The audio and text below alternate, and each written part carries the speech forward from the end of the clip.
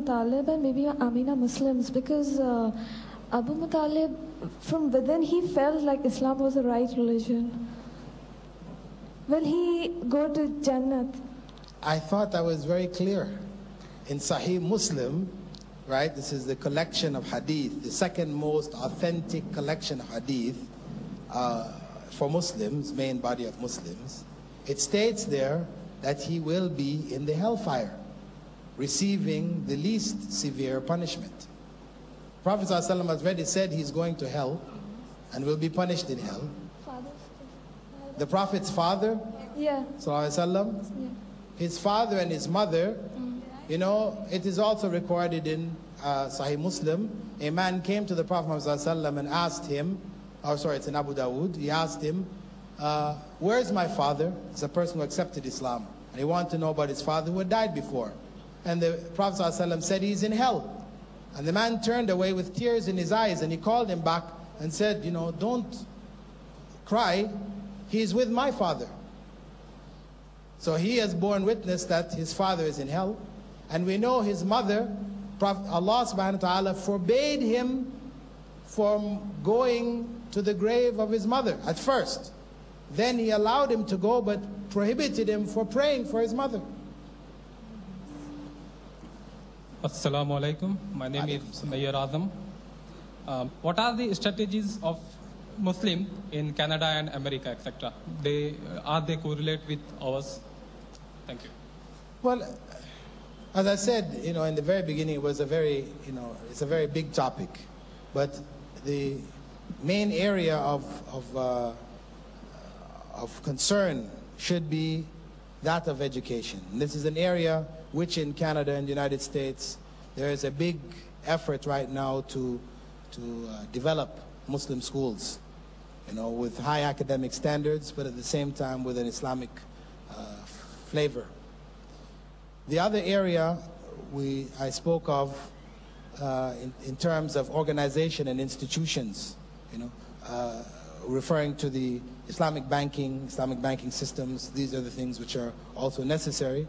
Along with that, or whatever other institutions are necessary in the community, whether it be in the medical fields, to have female medical specialists to be able to deal with the problems of females, you know, and males with the problems of males. So we have clinics or hospitals which will treat people in accordance with Islamic principles, you know, because right now, most Muslims, when they suffer, when their families suffer, you know, we expect hijab from our women to cover themselves, etc. But then we tell them, go to the hospital, and the doctor tells them, take off your clothes. You know, I mean, this is a big contradiction. And we have to say, well, whose responsibility is it? Are we excused to send our women, Muslim women, to men to be examined, etc., etc.? Are we justified? Will Allah forgive us? These type of questions we have to ask ourselves. And so we have to develop strategies, which means directing our children into fields of education which will develop the necessary skills, etc., which would provide for the needs of the community. You know, I mean, these are amongst some. I mean, there you know, economic cooperation in businesses. This is very important because a community, its vitality depends on the degree to which it's able to recirculate its money. You know, that when money leaves the community, it weakens the community. So if Muslims are able to put their money back into the community, then that will strengthen the community as a whole. So this sense of economic cooperation is very, very important for Muslims, especially in a non-Muslim environment. Because we have to know that when we spend money in a Muslim business, etc., then we are giving a person something which they are going to give back to the community in the case of zakah, etc., etc. And of course, we need institutions to establish the collection of zakah. Because again, zakah is something which is very much neglected today in the Muslim community. I think a great proportion of people are not paying any zakah at all. And those that are paying zakah are paying it to the wrong people. So this is a big, big problem. And in the division of inheritance, Islamic inheritance laws not being implemented. You know, where people are following the traditions of giving to their eldest son and, you know, this type of thing, and women are cut off from inheritance, these type of things, where Islam is very specific in terms of how inheritance should be divided. So there's a whole range of economic issues that the community have to address, which again are from the Quran and from the Sunnah. They have to go back to the foundations and re-establish these institutions in the correct fashion. And as well, you know, there are issues also of politics.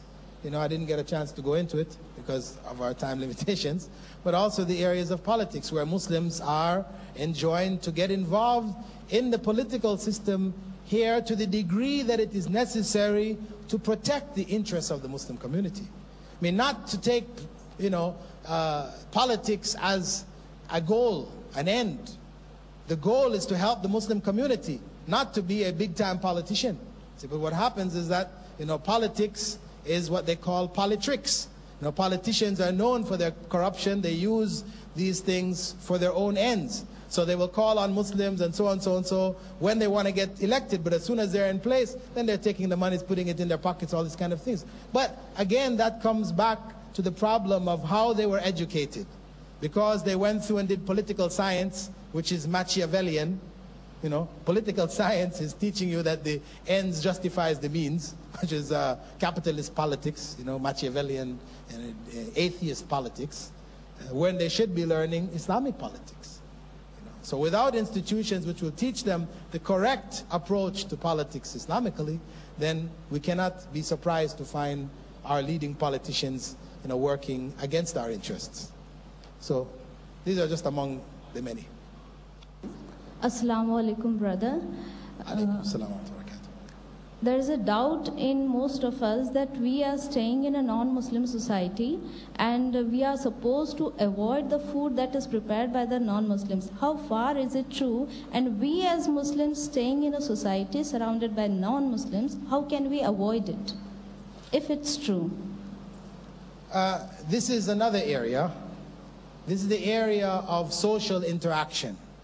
You know, as Muslims in a non-Muslim environment, one has to deal with non-Muslims. Now, to what degree are we allowed to interact with them? We're invited to their homes. Can we eat their food? This is the question you're asking, basically, right? Or they're having their celebration, Diwali or Christmas. Can we join in their celebrations? They greet us, you know, Merry Christmas. Can we respond to them, Merry Christmas to you too? You know, these are among the issues that also have to be looked at. I'll just try to briefly touch in terms of the food. Food which is slaughtered by non-Muslims, pagans in particular, food slaughtered by them we cannot eat. If they say Bismillah, or they say, you know, even if they make Shahada before doing it, but it is just to sell it, and we know they're only doing it because it's business, then we can't eat this food, right? If it is something which is vegetarian, then it is edible. One may eat it. But again, if it is something on the days of their religious festivals where they, you know, dedicate it to their gods or whatever else that people do, then of course, again, you can't eat it, you know? So a Muslim has to identify, you know, without hurting the feelings of others as much as possible, a Muslim has to identify the boundaries within which they can function with their neighbors, with their friends, at the job, etc.